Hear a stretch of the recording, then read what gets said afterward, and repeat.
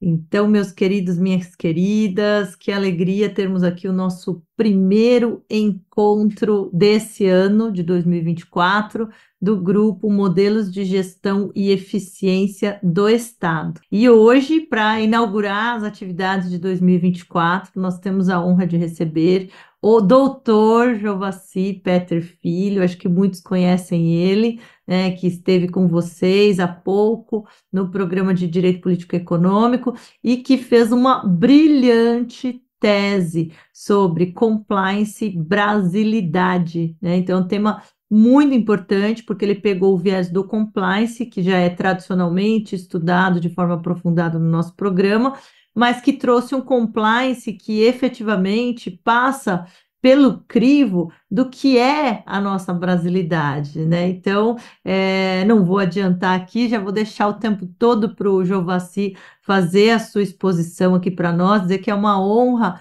ele já compartilhar, certamente que ele vai publicar esse livro, então o nosso grupo está tendo aqui de antemão a oportunidade de conhecer essa pesquisa tão rica que foi feita pela Jovassi. Então, Jovassi, fique à vontade aqui para fazer sua exposição no grupo. Vou até colocar você em destaque aqui. Quero agradecer, professora, o convite e, enfim, dizer que para mim é uma alegria, uma honra poder compartilhar esse conteúdo que acompanha a gente, né? A gente acaba criando uma relação tão próxima, tão contínua, intensa com os nossos temas de pesquisa e poder compartilhar e dialogar com a professora Irene, que para mim foi uma referência durante todo o meu processo de doutoramento, na minha banca de qualificação, na minha banca de doutorado, na defesa da tese, e, portanto, é uma alegria poder tê-la nesse momento de amadurecimento da ideia, que essa partilha acadêmica ela permite com que a gente amadureça esses percursos acadêmicos. E também deixar aqui um abraço para todos os colegas que estão presentes, e, enfim, vou aqui compartilhar alguns dos pontos principais desse trabalho. Eu acho que o grupo de pesquisa ele tem esse papel fundamental de trazer essas discussões para dentro dos campos de atuação de cada um dos membros. E quando eu me propus a estudar o tema da brasilidade, havia, dentro da minha experiência prática, uma certa dose de angústia no sentido de interpretar o compliance tal como aplicado no Brasil e perceber que assim também havia sido na minha experiência profissional, de uma forma muito colonizadora, como uma reprodução de protocolos externos sem nenhuma consideração com as peculiaridades culturais do Brasil. E quando havia essa consideração acerca das peculiaridades culturais, normalmente eram considerações pejorativas, como se o brasileiro fosse propenso à corrupção, como se o brasileiro fosse malandro, como se a malandragem fosse quase um traço fisiológico do nacional. E era interessante que essas falas partiam de nacionais, não eram estrangeiros que normalmente falavam do Brasil, eram brasileiros que falavam do Brasil se justificando perante estrangeiros. E isso sempre me chamou muita atenção, que eu sempre fazia uma comparação com, por exemplo, as relações afetivas familiares. Se nós estamos nos dispondo a estabelecer vínculos estáveis com as pessoas com quem nós nos relacionamos, esses vínculos serão tão melhores quanto mais valorizadas forem as relações. Óbvio que toda relação tem pontos de oportunidade e tem desafios, mas na medida em que eu canalizo a minha atenção só para os desafios, para os pontos negativos, a relação fica absolutamente insuportável e nada evolui. Portanto, a não evolução do tema, e aí foi uma hipótese que eu trabalhei na minha tese, por que a não evolução do tema do compliance no Brasil? Porque um dos indicadores, um dos principais indicadores de performance de compliance no Brasil é o índice anualmente publicado pela Transparência Internacional acerca do ranking de percepção de corrupção. Ele não é o único, mas é um importante indicador. E nós temos sido mal ranqueados. E apesar dos esforços, os reconhecidos esforços públicos e privados, nós continuamos posicionados numa posição muito intermediária desse ranking. E a pergunta, a hipótese que eu trouxe foi: será que essa percepção de corrupção que nós temos no Brasil, ela não está melhorando ou ela está se estagnando porque nós estamos olhando para o local errado? Nós estamos dando um tratamento errado, não do ponto de vista protocolar, mas do ponto de vista humano. Será que as relações humanas que estão ali intermediadas pelo paradigma do compliance, elas estão efetivamente buscando essa cultura da brasilidade ou buscando entender a brasilidade como um traço cultural? E foi por isso, por essa angústia, que as pesquisas começaram a se desenvolver. E, naturalmente, quando eu defini que o meu campo de estudo seria a intersecção entre o direito e a cultura, uma vez que eu interpretei o conceito de brasilidade como um conceito aglutinador de características, traços relacionais, não apenas como conjunto de regras ou conjunto de atributos ou reprodução de determinados padrões, mas a cultura ela é fruto das relações humanas. Portanto, dentro dessa perspectiva relacional, que eu fui buscar essa referência especialmente na filosofia estruturalista e em toda a antropologia estrutural, foi muito interessante fazer esse cruzamento do direito com a antropologia e com a antropologia cultural, que é uma linha mais específica da antropologia, para chegar até o compliance e para perceber como que esses campos eles conversavam entre si, ainda que essa conversa não estivesse tão evidenciada. E aí eu comecei a fazer essa análise a partir do conceito de brasilidade, que eu achei muito interessante, porque eu fui pesquisar trabalhos de todas as áreas das ciências humanas aplicadas e das ciências humanas gerais. E apesar de ter um volume de teses, de dissertações muito grande que se referia a essa expressão brasilidade, poucos eram os trabalhos que se encorajavam a estabelecer um conceito do que era brasilidade. Afinal, o que é brasilidade? E isso foi uma coisa que me chamou muita atenção. Mesmo em trabalhos da sociologia, da antropologia, da psicologia, se falava muito em brasilidade e aí sinônimos dos mais variados tipos. Então eu arrisquei um conceito de brasilidade baseado nessa noção de vínculos relacionais. Portanto, a brasilidade não é um conceito fechado, não é um estandarte de características, mas ela é um conceito possível, que faz sentido dentro de uma análise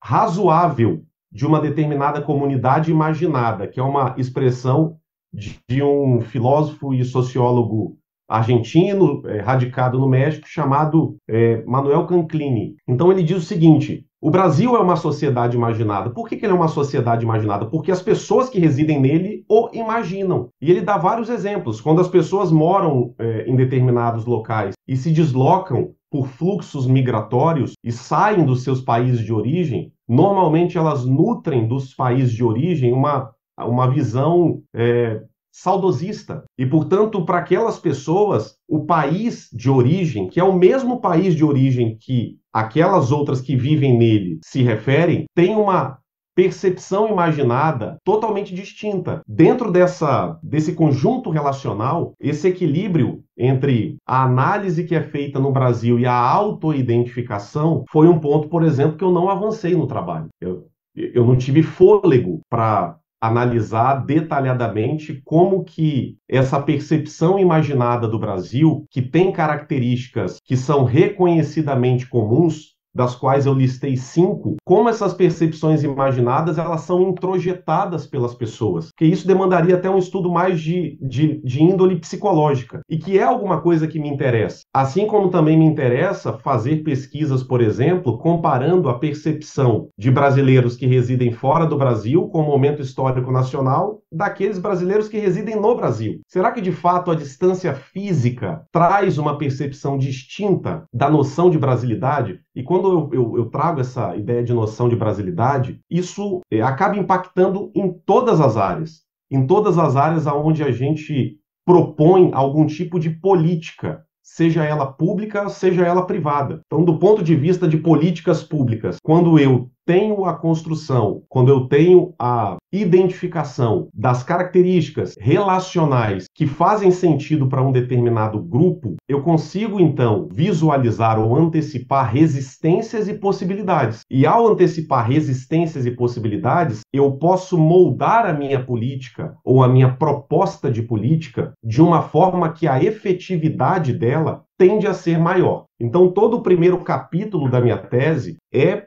trabalhando, refinando um conceito de brasilidade, do qual o principal autor que eu utilizei como referência foi o professor Roberto da Mata, um antropólogo muito conhecido no Brasil, que estudou e trabalhou durante mais de 2 décadas nos Estados Unidos, e ele tem uma visão muito interessante como um brasileiro radicado fora do Brasil, e que, portanto, trabalhava esse conceito de que a construção de um ambiente cultural ele é sempre uma construção a partir de comparações. Então, a todo momento eu trago algumas comparações na minha tese. Por exemplo, a comparação de que o compliance, e o próprio nome já diz, eu sustento que o uso da expressão em inglês, compliance, é importante para que a gente não esqueça a raiz histórica e cultural do Instituto. O compliance ele é um instituto nascido, gestado e globalizado a partir das nações anglo-saxãs. Nações essas cujas matrizes, as relações culturais são distintas do Brasil e que, portanto, vão trazer consequências humanas e pontos de vista distintos daqueles que são desenvolvidos em geral perante a população brasileira. Dentro dessa perspectiva de posicionamento cultural do Instituto, eu fui estabelecendo algumas características dentro dessas características gerais que seriam... Deixa eu só desligar aqui o WhatsApp, que eu acho que é o meu. Algumas características gerais da brasilidade que não são exaustivas, mas que me pareciam razoáveis para estimular uma interpretação mais abrangente da brasilidade, não tão nichada. E essas características foram as seguintes: dentro de uma lente, já que a cultura é uma lente que organiza o mundo, e, portanto, a cultura é a maneira pela qual eu me oriento perante o mundo. Se ela é uma maneira pela qual eu me oriento perante o mundo, qual seria a maneira pela qual, em geral, no Brasil, as pessoas se orientam? Ou quais são os estímulos que estão tão presentes no ambiente social brasileiro, sabendo que é um ambiente absolutamente heterogêneo, mas, apesar de heterogêneo, possível de ser lido e que nos convida à leitura. E aqui um parênteses, eu tinha percorrendo esses autores chamados de intérpretes do Brasil, é muito comum, e aqui Gilberto Freire, Sérgio Buarque de Holanda, Raimundo Fauro, Victor Nunes Leal, Darcy Ribeiro, todos eles indistintamente têm a humildade de reconhecer que o exercício de interpretar o Brasil é um exercício absolutamente arriscado, é uma empreitada arriscada, e que ela exige muito disposição e humildade. Disposição para que a gente não decline dessa tarefa, que é muito comum, exatamente por esse registro que eu comentei há pouco, de que as pessoas, os próprios pesquisadores, eles têm receio de investir um conceito de brasilidade e, ao mesmo tempo, humilde exige humildade porque a heterogeneidade e a riqueza da construção histórica brasileira, elas inviabilizam que a gente entregue uma receita fechada de brasilidade, mas elas permitem, sim, com que a gente aponte possibilidades. E, portanto, esses pontos que eu fui levantando, o fiz enquanto possibilidades. E o primeiro dos pontos, que é um traço da brasilidade, seria a escravidão e o racismo. E eu venho trabalhando isso não apenas como uma denúncia de que nós temos um histórico escravagista e que fomos o último país a abolir a escravidão de fato, e que fomos, então, um dos maiores geradores de tráfico de escravos de que se tem notícia. E eu venho trabalhando com base em alguns autores como essa permanência da naturalização da barbárie está presente nas nossas práticas sociais. Portanto, o racismo, ele é interessante para se trabalhar o compliance, por exemplo, que era o meu objeto também de pesquisa, no momento em que uma sociedade baseada no modo de produção escravocrata é uma sociedade que não desenvolve uma ética do trabalho. E aqui eu fui resgatar, por exemplo, um conceito central de Max Weber. Na medida em que o compliance e que as sociedades mais tardiamente capitalistas, segundo Weber, tinham na lógica e na ética ascética, e, portanto, numa ética do trabalho e da retidão, a chave para o desenvolvimento do capitalismo, se eu falto com esses elementos no Brasil, o nosso problema não é a preguiça, o nosso problema é a falta de repertório. Não nos foi oferecido repertório para que socialmente nós tivéssemos desenvolvido uma ética do trabalho, porque a ética do trabalho pressupõe horizontalidade, pressupõe impessoalidade, pressupõe ascetismo, segundo Max Weber. Então não é só ao falar de escravidão nós falarmos, e óbvio que isso é muito relevante, do amesquinhamento do corpo, do desagregamento social, mas é falarmos de que a escravidão inviabilizou historicamente o desenvolvimento de uma sociedade engajada ao trabalho e que, portanto, tem os gatilhos mentais para o desenvolvimento e o entendimento da lógica capitalista. E nesse sentido, eu trouxe alguns autores, por exemplo, e eu achei essa situação muito interessante. Um dos autores traz o exemplo da família Hering, uma família alemã que vem numa das primeiras levas de alemães pós-Primeira Guerra Mundial e que se estabelece no estado de Santa Catarina e que no estado de Santa Catarina eles vêm a desenvolver toda uma indústria têxtil. Mas, na verdade, eles não vêm a desenvolver a indústria têxtil, eles já tinham a habilidade têxtil que havia sido adquirida no seu país de origem. Aqui no Brasil, eles apenas reproduziram um conhecimento e uma mentalidade que já os era de origem. Isso fez com que eles se destacassem. Isso fez com que, ao longo do tempo, as gerações dos Hering fossem reconhecidas como uma geração, como uma família devotada, dedicada ao mercado da indústria têxtil. E assim o é até hoje. E ele traz vários outros exemplos. E é interessante porque esse é um livro chamado Brasilidade, vou depois procurar ele,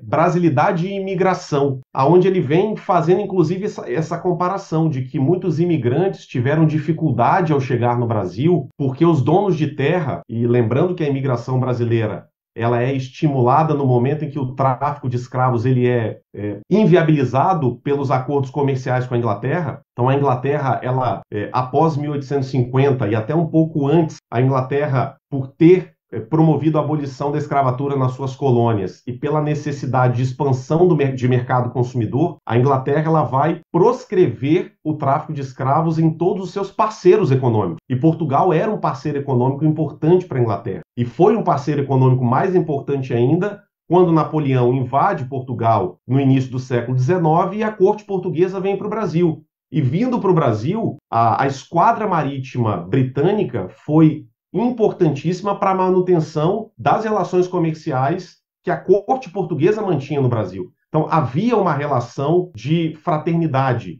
e, de certa forma, até de submissão de Portugal à Inglaterra no século XIX. Então, quando a Inglaterra estabelece a proibição do tráfico de escravos não apenas nas suas colônias, mas também entre os seus parceiros comerciais, gradativamente o mercado nacional ele passa a fazer uma inversão da mão de obra escrava para mão de obra imigrante. Então, várias campanhas são feitas na Inglaterra estimulando que os imigrantes viessem ao Brasil. O problema é que a mentalidade escravocrata já estava imperando. E quando os imigrantes aqui chegavam, há vários relatos de que eles reportavam para os seus países familiares agressões que eles não entendiam como sofriam, uma banalização da relação entre senhores e trabalhadores, porque eles eram tidos como trabalhadores, mas eles estavam ocupando um espaço simbólico de coisas. Então havia, nesse momento, uma transição entre a mão de obra imigrante que ocupava o espaço dos escravos que eram coisificados e, por outro lado, os senhores de terra que mantinham uma mentalidade de naturalização e banalização da vida alheia, transferindo essa mesma mentalidade para os imigrantes. Então, isso é muito forte, esse traço de incapacidade ou de dificuldade de desenvolver no outro uma ética do si mesmo, daquele que tem a capacidade de assim oferecer e assim fazê-lo, ela ainda está presente no Brasil. E eu falo, por exemplo, quando eu trago a questão do compliance, que não é nenhum benefício das empresas treinarem os seus colaboradores. Mas o treinamento dos colaboradores não pode ser apenas um treinamento protocolar, não pode ser apenas um treinamento sobre a importância de uma matriz de risco, ou treinamento acerca de quais são os guidelines que o governo americano, por meio dos seus órgãos, ou o governo britânico estabelece. Mas é um passo atrás importante no sentido de que eu preciso compartilhar experiências, práticas, rotinas que façam com que aquelas pessoas entendam que a repetição, que a disciplina, que a constância é a liberdade dentro dessa sociedade capitalista. E isso muitas vezes não é dito, porque parece que é algo piegas, mas a gente precisa ensinar coisas simples para que a partir do simples o complexo possa se desenvolver. Uma segunda característica da brasilidade ou dessa comunidade imaginada é o coronelismo. E o coronelismo para e passo com o patrimonialismo, até porque são ali duas situações que se convergem. E o que o coronelismo diz para o compliance? O coronelismo ele representa, e ali eu fui mergulhar no livro de Victor Nunes Leal, e depois de Raimundo Fauro, e depois de outros autores, especialmente na transição do século XIX para o século XX, no início da Nova República, aonde o Brasil começa a se urbanizar, e nesse movimento de urbanização fica mais extravasada as relações mesquinhas do ponto de vista de pequenos grupos que existiam nas comunidades rurais. A maneira como as lideranças conduziam as relações no ambiente rural era uma maneira que resgatava a mesma lógica do período escravocrata, mesmo que nós já não tivéssemos a escravidão perpetrando, sendo reproduzida no Brasil. Então, quando o Victor Nunes Leal, que é interessante porque ele é de Barbacena, ele é do interior de Minas, ele viveu o coronelismo, então ele vai para o Rio de Janeiro, ele traz talvez essa marca dentro dele, e possivelmente isso também era uma pergunta, por que as coisas são assim, por que a gente vai, apesar da industrialização, da modernização que estava acontecendo no Brasil, por que politicamente grupos ainda se arvoravam e se auto-intitulavam como donos, territorializando o poder. Então essa territorialização do poder, ela traz a indistinção entre o público e o privado. Quando mais à frente eu vou trabalhar, por exemplo, o tema da corrupção, e que não é o meu tema central, porque eu não quis me fixar no tema da corrupção apenas ao trabalhar o compliance, eu sustento que a corrupção ela é um sintoma, ela não é a causa do problema. Assim como a dor de cabeça é um sintoma, não é a causa do problema. A causa do problema é um problema de vista ocular, é um problema neurológico, é um problema gástrico. E a corrupção é a indistinção do público com o privado. A grande corrupção, essa corrupção que em geral interessa ao compliance. Porque a pequena corrupção, esse pequeno desvio, que muitas vezes nós também chamamos de corrupção, quando a gente faz a associação a passar no sinal vermelho, a não respeitar uma fila, a não esperar a sua vez, a eventualmente receber um troco a mais e não denunciar que esse troco veio errado. Essa pequena corrupção, ela está mais relacionada com uma terceira característica, que é a característica da malandragem. E essa característica da malandragem, que é uma expressão que foi muito popularizada em Raízes do Brasil, de Sérgio Buarque de Holanda. Quando Sérgio Buarque de Holanda ele escreve Raízes do Brasil, um livro maravilhoso. Sérgio Buarque de Holanda tinha acabado de retornar da Alemanha. Sérgio Buarque de Holanda foi para a Alemanha enquanto jornalista, fica 2 anos na Alemanha, retorna para o Brasil e escreve um livro a partir desse encontro de cultura, dessa percepção da diferença. E ele vai dizer, então, que a cordialidade, que é um conceito central do Sérgio Buarque de Holanda, esse traço cordial do brasileiro, ele expressa uma característica de que o brasileiro, ele, na verdade, não é autêntico. Ou a autenticidade do brasileiro é uma autenticidade mediada pela paixão e não pela razão. Se ele está comparando com uma sociedade alemã dentro dessa percepção de comunidade imaginada, porque nós também não podemos dizer que todo alemão é racional, que todo alemão é metódico, mas que dentro da nossa comunidade imaginada a gente diz que, por exemplo, os britânicos são pontuais, mas eu posso ter um britânico impontual. A gente diz que o brasileiro é malandro, mas eu não me identifico como malandro, pelo menos não na percepção pejorativa de malandragem. Então, dentro dessa proposta de uma comunidade imaginada, o Sérgio Buarque de Holanda ele traz esse cotejo de que enquanto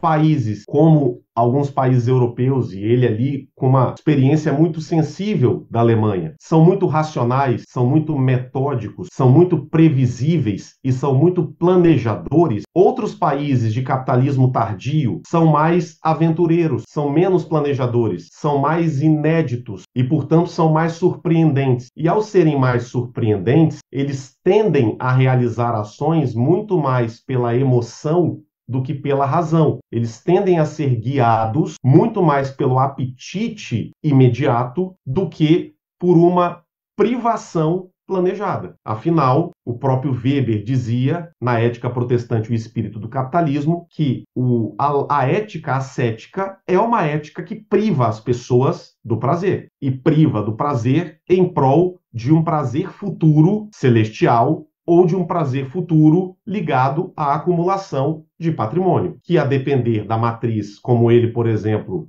diz que uma das mais relevantes para esse desenvolvimento foi o calvinismo e o luteranismo mais radical, seria a acumulação de patrimônio, a expressão terrena da dádiva divina. E nesse momento eu conecto a minha percepção acumuladora com uma perspectiva teológica. Eu dou um propósito para a minha acumulação, diferentemente do que o Weber vai dizer que acontecia no período pré-protestante, aonde para a Igreja Católica pré-protestante a acumulação seria sinônimo de usura, e a usura seria sinônimo de pecado. E, portanto, sendo uma conduta pecaminosa, a acumulação não seria propositada, estimulada, significativa. Dentro dessa leitura que o próprio Sérgio Buarque de Holanda faz do Weber, ele cita o Weber várias vezes na obra, eu faço um questionamento, porque o Sérgio Buarque de Holanda ele faz um retrato, mas eu penso que talvez ele não tenha lido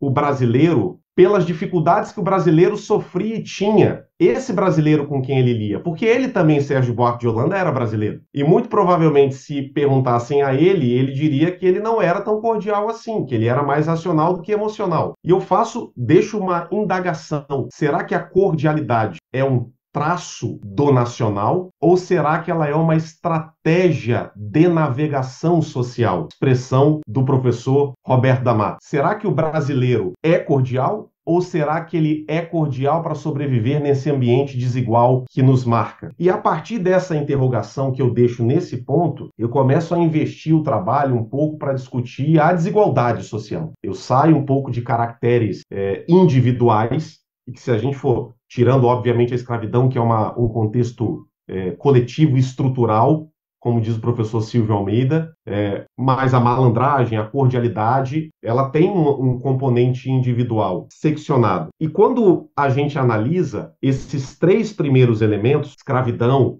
coronelismo, malandragem, ou seja, esse jeitinho brasileiro, e que a gente diz assim, o jeitinho brasileiro.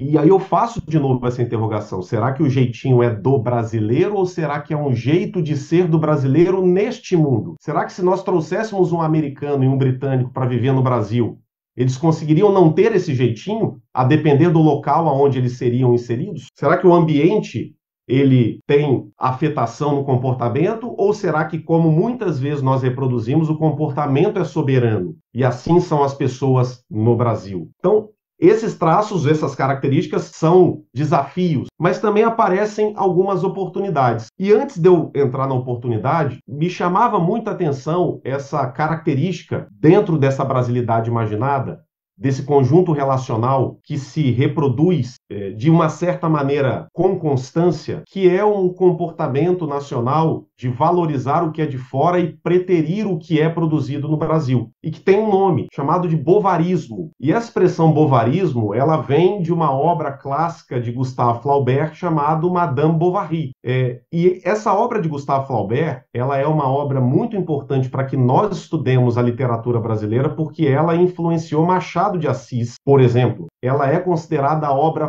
fundante do estilo realista na literatura. Então ela é uma obra muito estudada mundialmente. E pelo impacto que essa obra gerou, essa obra foi fruto de um processo judicial na França, no século XVIII.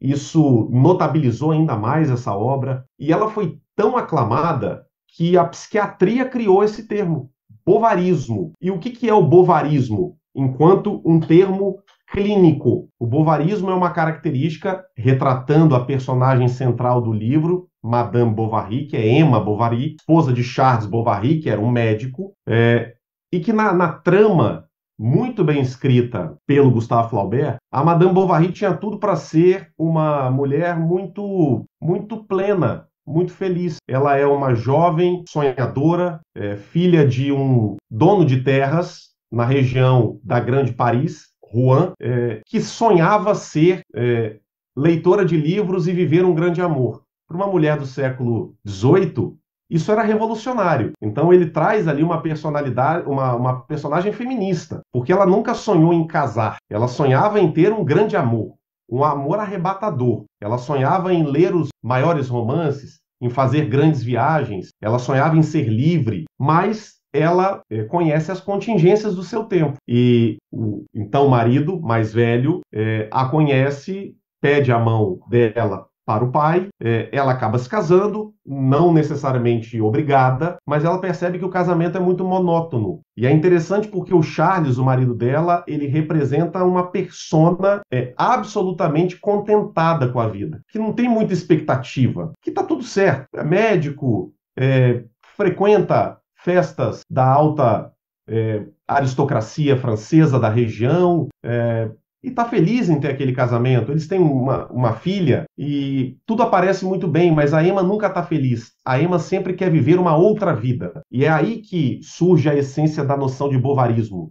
O bovarismo é uma condição na qual as pessoas nunca se nutrem satisfatoriamente daquilo que elas possuem, mas elas sempre vivem a expectativa daquilo que não têm. E não necessariamente isso se iguala com a noção de esperança ou sonho, porque o bovarismo é a negação do presente em prol de um futuro imaginado. É mais ou menos aquele ditado de cuspir no prato que come. Não é que eu não posso comer um outro prato, mas eu não preciso cuspir no prato que eu como. Então essa é uma diferença. E aí é muito interessante que tem uma psicanalista chamada Maria Rita Kell, professora da PUC, que ela escreveu um livro chamado Bovarismo Brasileiro, na qual ela, numa proposta psicanalítica, ela vai trabalhando como que os eventos, alguns eventos que ela traz, alguns eventos sociais brasileiros retratam esse espírito bovárico, essa vontade de ser o outro, essa vontade de ser o americano, essa vontade de ser o europeu. E aí, por exemplo, ela cita o caso dos ternos que vieram junto com os portugueses quando a família real aporta no Brasil em 1808. Então, eles trazem a mesma vestimenta de lã que eles usavam na Europa, porque aquilo era um traço distintivo, fazia uma distinção, corte. E mais do que fazer um corte entre locais e estrangeiros, aquilo era, de certa maneira, para quem utilizava aquela vestimenta, uma maneira de se transportar para aquele cenário pretendido, em detrimento daquele cenário efetivamente vivido. Qual é a consequência do bovarismo? A consequência do bovarismo é que nada é construído no presente. Nada é feito. Porque tudo que é feito no presente não tem absolutamente significado algum. Então, quando a gente discute em muitos congressos de compliance, é comum a gente escutar falas fatalistas. Infelizmente, o Brasil, mais uma vez, se situa nos índices, nos piores indicadores, mais um escândalo. E quando a gente, muitas vezes, não se prepara para observar o que de positivo existe no Brasil, o que nós temos de inventivo, o que nós temos de novo, para que talvez a partir do presente a gente consiga construir o futuro projetado, o que é diferente do bovarismo, que é a negação do presente. Então eu nego, eu critico o presente, não enquanto uma crítica para construir algo com, mas uma crítica para construir algo sem. Então, se eu quero construir algo sem o presente, não tem nada, não sobra nada. Então, esses aspectos foram aspectos desafiadores para a gente pensar a brasilidade e, consequentemente, desafiadores para se pensar o compliance, para se pensar as políticas de compliance no Brasil. Mas havia um quinto que eu quis explorar muito e o fiz a partir de uma aula da professora Irene, que eu achei fantástica, na qual ela trazia, e nós estávamos em 2022, completando 100 anos da Semana de Arte Moderna de 1922. E ela, dentro da literatura da disciplina, ela dedicou uma aula para a gente poder discutir a Semana de Arte Moderna de 22. E aquilo, para mim, me ligou um alerta. O que a Semana de Arte Moderna de 22 representou para o Brasil? Representou uma tentativa de redescoberta do nacional. Muitas vezes a Semana de Arte Moderna de 22 ela não termina em fevereiro de 22, ela não se restringe aos eventos da semana no Teatro Municipal de São Paulo, ela tem uma permanência, por exemplo, e eu só consegui chegar até ali, ela tem uma permanência até o movimento antropofágico de 1928 e ao movimento que vai dar origem à bossa nova, por exemplo, nos anos 50, ao tropicalismo de Gilberto Gil, de Caetano Veloso, movimentos esses que são nutridos pela Semana de 22. Portanto, há uma permanência. E o que todos esses movimentos, por mais distinto que eles sejam, então nós tivemos a Semana de Arte Moderna de 22, o movimento antropofágico de 28, entre 22 e 28 nós tivemos o movimento verde-amarelo, ou verde-amarelista, o movimento da ANTA, por exemplo, de Monteiro Lobato. As obras de Monteiro Lobato são obras ufanistas, muito mais, por exemplo, do que as obras de Mário de Andrade e de Oswald, mas havia um movimento mais ufanista ainda, que foi o movimento de Plínio Salgado, o chamado movimento verde-amarelo. Portanto, quando a gente olha o cenário político de hoje e vê as pessoas saindo na rua de camisa do Brasil, basta a gente olhar na história aonde que nasceu essa superexaltação à bandeira e em que isso, para onde isso levou. Não que necessariamente vá levar, mas a gente precisa olhar para a história para perceber que para onde foi Plínio Salgado com um discurso acentuadamente patriótico? Para a gestação do integralismo. Ele é o pai do integralismo. E isso, óbvio, estou fazendo um parênteses aqui, mas não está explicitamente na tese, eu coloco uma nota de rodapé nesse sentido, mas para dizer, olha quanta arte que a gente produz no Brasil, olha quanta coisa diversa. Então, Mário, Oswald, Tarsila, todos eles saíam do Brasil e voltavam. Então, havia esse movimento pendular de olhar para o Brasil com uma experiência de fora, mas de valorizar o que se tem aqui. Todos eles eram críticos do status quo brasileiro. Tarsila, por exemplo, quando ela sai do Brasil e retorna, ela tem uma fala num dos jornais paulistanos, que depois vão ser publicados, onde ela diz que o ambiente artístico do Brasil era um ambiente muito acanhado. Então, nesse primeiro momento, a grande nação imaginada da aristocracia brasileira não era os Estados Unidos, era a França.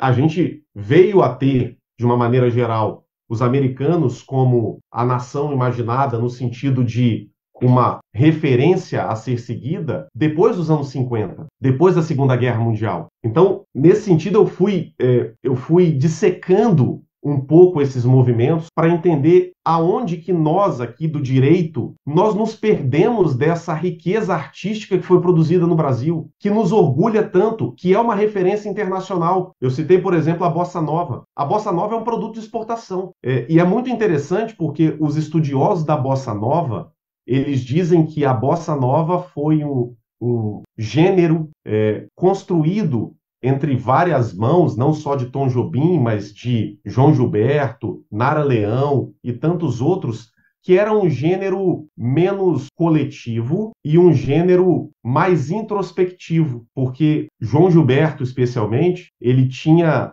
a ideia, até para se diferenciar daqueles gêneros tropicalistas que fundiam vários sons numa única música, que ali se apresentava a pessoa e não o personagem. Por isso que era um banquinho e um violão. E normalmente eles se apresentavam com as roupas que eles usavam fora dos shows. Se a gente for pegar os shows de Chico Buarque, por exemplo, muitas vezes os shows do Chico ele faz de sandália, porque a persona que ele apresenta é exatamente a persona que ele é. Não há uma segmentação entre o personagem e o agente. São a mesma pessoa. E por isso, alguns autores vão dizer que a Bossa Nova teve uma aderência, uma acolhida muito grande nos Estados Unidos e na Europa. Nessa Europa ascética, porque essa música calma, individual, rotineira, de sonoridade contínua, ela tinha a ver com a própria, dentro de uma simbologia, com a própria constância da vida. A impermanência da vida no Brasil era mais coerente com sons mais estridentes. E a constância da vida em alguns países fazia com que aquele gênero musical fosse melhor aderido.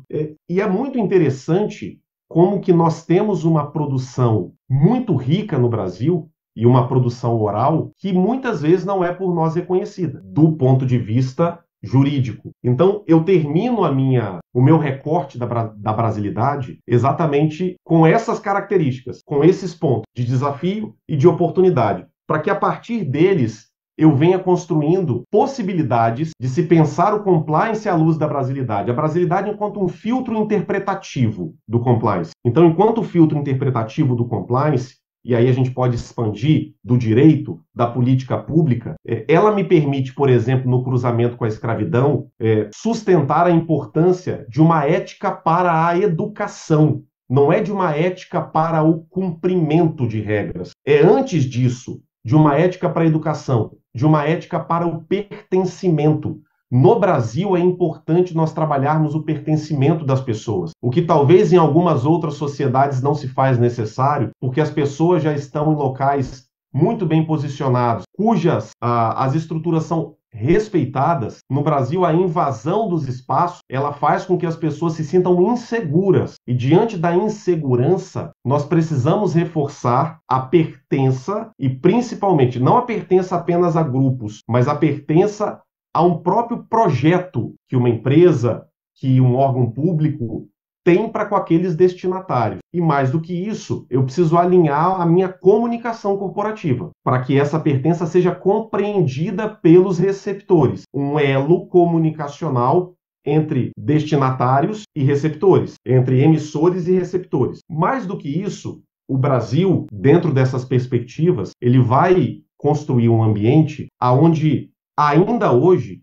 existe uma dicotomia entre a rua e a casa. E eu faço essa analogia também com base num livro chamado A Casa e a Rua, de Roberto da Mata, onde ele vai dizer que há no Brasil essa divisão entre o sujeito e o indivíduo. O que ele vai dizer com isso? Países como os Estados Unidos, que é o objeto de estudo dele para se comparar no Brasil, a noção de individualismo, ela pressupõe solidão. O individualismo, ele é horizontal, ele é igualitário, só que ele cobra um preço, e ele cobra exatamente o preço da solidão. O preço de cada um ter que arcar com as suas próprias responsabilidades. Só que arcar com as próprias responsabilidades pressupõe que as pessoas saibam quais são elas e que elas tenham sido devidamente instruídas ao longo das suas vidas sobre a importância de se respeitar as responsabilidades. Sem essa educação, diz Roberto da Mata, para o individualismo, nós não conseguimos incutir individualismo em quem não foi devidamente treinado, preparado para essa sociedade. Aqui acredito que todos já tenham viajado para o exterior, talvez tenham parentes que residam no exterior, conheçam pessoas que moram no exterior. Nós muitas vezes nos referimos a essas pessoas sem nenhuma concepção pessoal, como pessoas mais frias, mais pragmáticas, e muitas vezes ouvimos delas que nós somos mais acolhedores e afetuosos. E o que o da Mata está querendo dizer é que a frieza que nosso filtro interpretativo concebe é exatamente esse limite de ação, esse limite vital, na qual absolutamente tudo é muito planejado, ou tende a ser muito planejado. E só o é assim quando há uma preparação para essa condição. E termino, acho que já me estendi, professor, aqui, vou terminar aqui e vou fechar. Eu faço uma rápida incursão dentro da perspectiva de transculturalidade e mundialização da cultura. Alguns autores chamam de globalização, outros de mundialização. O fato é que nesse ambiente global, analisar o compliance e as instituições a partir da lente cultural é talvez um diferencial que nos permita não segmentar os grupos sociais, porque a globalização ela tensiona esses limites, mas por mais tensionado que sejam esses limites, a globalização nunca vai conseguir excluir as peculiaridades e singularidades de cada agrupamento cultural. Então, entender essas peculiaridades não só permite com que a estratégia que orienta determinada política ou determinado instituto possa ser melhor sucedido, como também auxilia com que as pessoas que são as destinatárias desse instituto possam apreender essa mensagem, compreender e, portanto, responder a elas de uma maneira mais efetiva. E é nesse sentido que eu fecho o meu trabalho fazendo um debate sobre a noção de efetividade em compliance, que também é uma expressão pouquíssimo trabalhada, muito falada, mas pouco metrificada no Brasil. Então, o que é ser um programa efetivo? Um programa efetivo, segundo a CGU, segundo o CAD, é um programa na qual todos os requisitos são cumpridos de acordo com o porte da empresa. Ok, então quer dizer que se eu faço, e aí a gente vai discutir, o compliance check-in box, o compliance para inglês ver, a efetividade do compliance, e esse é o resultado do meu trabalho, ele será tão maior quanto, além dos requisitos de conformidade, que são protocolos e que, portanto, eles têm uma análise objetiva, eu consigo objetivamente verificar se uma determinada organização inserida num determinado mercado, cujos riscos são previsíveis, eu consigo identificar se essa organização possui, treina, reproduz determinados protocolos necessários, se ela tem código de ética, se ela tem as políticas, se ela tem canal de denúncia. Isso tudo diz respeito à esfera da conformidade, dentro da minha construção. Mas a efetividade, ela também depende do aspecto humano. E esse aspecto humano, ele precisa investir esforços na redução das desigualdades sociais. Porque se nós quisermos falar de um compliance efetivo, eu preciso observar quais são os principais desafios da sociedade brasileira. E, indiscutivelmente, a nossa extrema desigualdade social é um desafio. Portanto, não adianta a gente discutir política ESG, falar sobre sustentabilidade, governança e etc., se não há um efetivo empenho das organizações em reduzir a desigualdade social. E terminando mesmo, nós no Brasil temos muito, e trago vários autores nesse sentido, é muito comum escutarmos a fala de que isso não é papel da iniciativa privada, porque é para isso que eu pago tributo. Eu pago tanto tributo no Brasil exatamente para que o Estado, o governo, os órgãos públicos possam trabalhar e atuar na frente de redução da desigualdade. E o simples fato de nós tensionarmos e convocarmos a todos, privados e público, para esse mesmo enfrentamento, para essa mesma missão, já é um processo, já marca um processo de amadurecimento da nossa brasilidade, no sentido de torná-la mais aderente, mais adaptada a esse modo de produção que nos habita. Então, volto a palavra, professor, e fico à disposição para vocês. Se deixar, eu acho que eu vou falar demais, então eu me resumo a esse trecho. Estou à disposição. Jovassi, que exposição maravilhosa, né? É difícil até comentar, né, diante da precisão, do cuidado que você teve de analisar um tema tão complexo que é a brasilidade, à luz de referenciais teóricos importantes, buscar essa identidade do brasileiro, que é algo muito importante, como ele se enxerga, né, como a gente se enxerga enquanto nação plural, com as suas vicissitudes todas, diante de tudo o que aconteceu ao longo da sua produção, né? Porque a tendência das pessoas a analisarem compliance é justamente essa introjeção, esse mimetismo, e essa, por vezes, inadequação de todo esse instrumental dentro do nosso contexto cultural. E a ideia aqui é justamente você trazer essa brasilidade e enxergar o quanto ela tem de desafio e de oportunidade. Se a gente quer criar instituições mais éticas, mais íntegras, mais conformes, há necessidade de analisar, né, as nossas intenções diante, né, do que é o nosso contexto cultural, né, e por vezes até o que se costuma dizer, né, o complexo de cachorro chutado que o brasileiro tem.